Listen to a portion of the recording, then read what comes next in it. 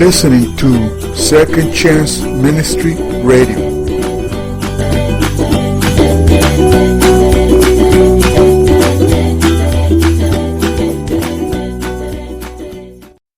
The Book of Malachi. Malachi, Chapter 1. A pronouncement. The word of the Lord to Israel through Malachi. I have shown you love, said the Lord. But you ask, how have you shown us love? After all, declares the Lord, Esau is Jacob's brother, yet I have accepted Jacob and have rejected Esau. I have made his hills a desolation, his territory a home for beasts of the desert. If Edom thinks, though crushed, we can build the ruins again, thus said the Lord of hosts, they may build, but I will tear down. And so they shall be known as the region of wickedness, the people damned forever of the Lord. Your eyes shall behold it, and you shall declare, Great is the Lord beyond the borders of Israel. A son should honor his father, and a slave his master. Now if I am a father, where is the honor due me? And if I am a master, where is the reverence due me? Said the Lord of hosts to you, O priests who scorn my name. But you ask, how have we scorned your name? You offered defiled food on my altar. But you ask, how have we defiled you? By saying, the table of the Lord can be treated with scorn. When you present a blind animal for sacrifice, it doesn't matter. When you present a lame or sick one, it doesn't matter. Just offer it to your governor. Will he accept you? Will he show you favor? Said the Lord of hosts.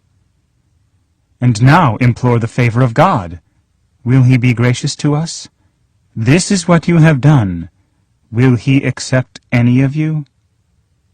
The Lord of hosts has said, If only you would lock my doors and not kindle fire on my altar to no purpose. I take no pleasure in you, said the Lord of hosts, and I will accept no offering from you. For from where the sun rises to where it sets, my name is honored among the nations, and everywhere incense and pure oblation are offered to my name. For my name is honored among the nations, said the Lord of hosts. But you profane it when you say, The table of the Lord is defiled, and the meat, the food, can be treated with scorn. You say, Oh, what a bother! And so you degrade it, said the Lord of hosts. And you bring the stolen, the lame, and the sick, and you offer such as an oblation. Will I accept it from you? Said the Lord. A curse on the cheat who has an unblemished male in his flock, but for his vow sacrifices a blemished animal to the Lord. For I am a great king, said the Lord of hosts, and my name is revered among the nations. Chapter 2. And now, O priests, this charge is for you. Unless you obey, and unless you lay it to heart, and do honor to my name, said the Lord of hosts, I will send a curse, and turn your blessings into curses. Indeed, I have turned them into curses, because you do not lay it to heart. I will put your seed under a ban, and I will strew dung upon your faces, the dung of your festal sacrifices, and you shall be carried out to its heap. Know then, that I have sent this charge to you, that my covenant with Levi may endure, said the Lord of hosts. I had with him a covenant of life and well-being, which I gave to him, and of reverence, which he showed me. For he stood in awe of my name. Proper rulings were in his mouth, and nothing perverse was on his lips. He served me with complete loyalty, and held the many back from iniquity. For the lips of a priest guard knowledge, and men seek rulings from his mouth. For he is a messenger of the Lord of hosts. But you have turned away from that course.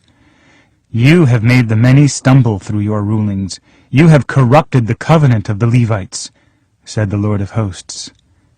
And I in turn have made you despicable and vile in the eyes of all the people, because you disregard my ways and show partiality in your rulings.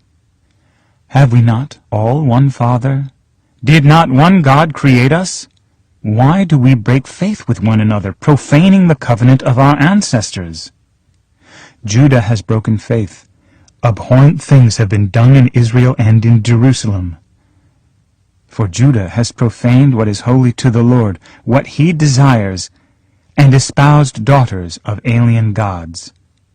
May the Lord leave to him who does this no descendants dwelling in the tents of Jacob and presenting offerings to the Lord of hosts. And this you do as well. You cover the altar of the Lord with tears, weeping and moaning, so that he refuses to regard the oblation any more and to accept what you offer.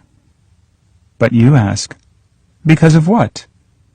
Because the Lord is a witness between you and the wife of your youth with whom you have broken faith, though she is your partner and covenanted spouse. Did not the one make all, so that all remaining life-breath is his? And what does that one seek but godly folk? So be careful of your life-breath, and let no one break faith with the wife of his youth. For I detest divorce, said the Lord, the God of Israel, and covering oneself with lawlessness as with a garment, said the Lord of hosts. So be careful of your life-breath, and do not act treacherously. You have wearied the Lord with your talk. But you ask, by what have we wearied him? By saying, all who do evil are good in the sight of the Lord, and in them he delights. Or else, where is the God of justice? Chapter 3. Behold, I am sending my messenger to clear the way before me, and the Lord whom you seek shall come to his temple suddenly. As for the angel of the covenant that you desire, he is already coming. But who can endure the day of his coming, and who can hold out when he appears? For he is like a smelter's fire and like fuller's lye.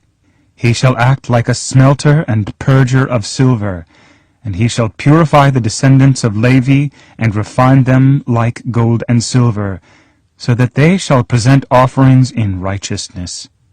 Then the offerings of Judah and Jerusalem shall be pleasing to the Lord, as in the days of yore and in the years of old. But first I will step forward to contend against you, and I will act as a relentless accuser against those who have no fear of me, who practice sorcery, who commit adultery, who swear falsely, who cheat laborers of their hire, and who subvert the cause of the widow, orphan, and stranger, said the Lord of hosts. For I am the Lord. I have not changed, and you are the children of Jacob. You have not ceased to be. From the very days of your fathers you have turned away from my laws and have not observed them. Turn back to me, and I will turn back to you, said the Lord of hosts. But you ask, how shall we turn back? Ought man to defraud God? Yet you are defrauding me. And you ask, how have we been defrauding you? In tithe and contribution. You are suffering under a curse, yet you go on defrauding me, the whole nation of you. Bring the full tithe into the storehouse, and let there be food in my house, and thus put me to the test, said the Lord of hosts. I will surely open the floodgates of the sky for you, and pour down blessings on you. And I will banish the locusts from you, so that they will not destroy the yield of your soil. And your vines in the field shall no longer miscarry, said the Lord of hosts. And all the nations shall account you happy, for you shall be the most desired of lands, said the Lord of hosts. You have spoken hard words against me, said the Lord. But you ask, what have we been saying among ourselves against you? You have said, it is useless to serve God. What have we gained by keeping his charge and walking in abject awe of the Lord of hosts? And so we account the arrogant happy. They have indeed done evil and endured. They have indeed dared God and escaped. In this vein have those who revere the Lord been talking to one another. The Lord has heard and noted it, and a scroll of remembrance has been written at his behest concerning those who revere the Lord and esteem his name. And on the day that I am preparing, said the Lord of hosts, they shall be my treasured possession. I will be tender toward them as a man is tender. Thank you for listening on Second Chance Ministry.